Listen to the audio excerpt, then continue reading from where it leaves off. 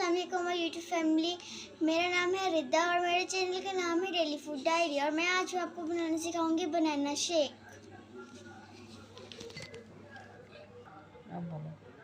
सबसे पहले हम बनानास लेंगे, इनको छिलके उतार के इनको ग्राइंडर मशीन में डालेंगे।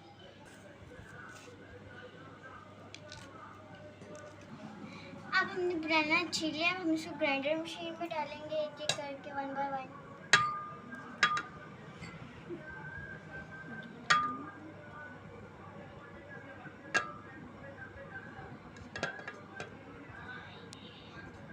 हम लोग इसके अंदर शुगर डालेंगे, हम लोग मिल्क डालेंगे,